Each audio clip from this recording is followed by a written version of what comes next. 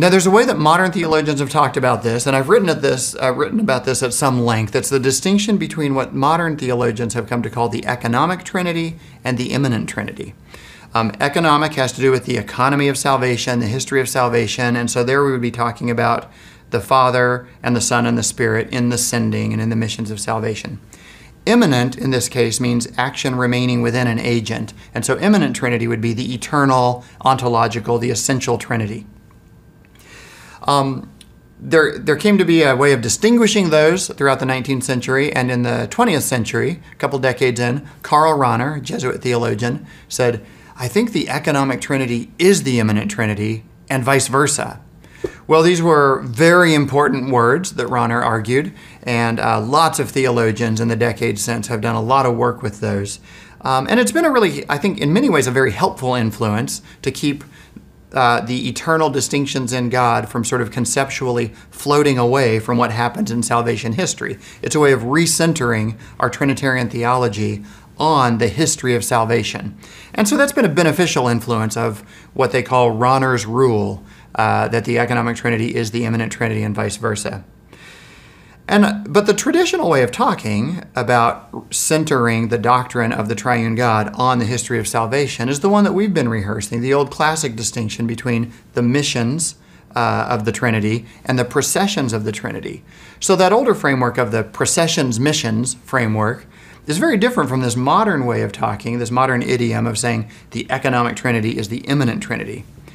There are a lot of good reasons not to use this economic Trinity as the immanent Trinity language. For one thing, it's a mouthful. It's a big technical freight of jargony kind of sounding language. You have to teach it to students, let them practice it, have them talk through it. Sometimes that's worth doing.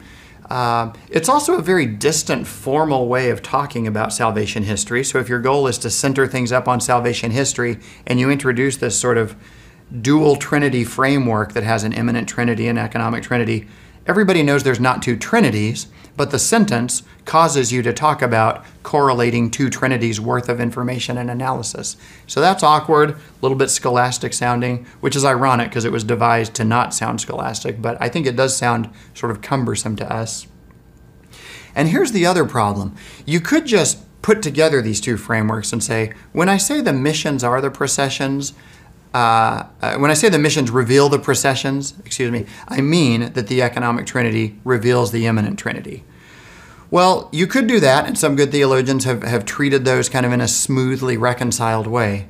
But I've written about how the actual origin of this language of the eternal essential Trinity and the salvation historical Trinity, it was devised specifically to deny that missions reveal processions. So the whole framework of language came into being by this theologian named Urlsperger, who nobody reads except in this context, in order to say there's some kind of threefoldness down here among us in salvation history, but it's not the same threefoldness that there is in the eternal being of God. There's three something up there, but it's not a Father and a Son and a Spirit.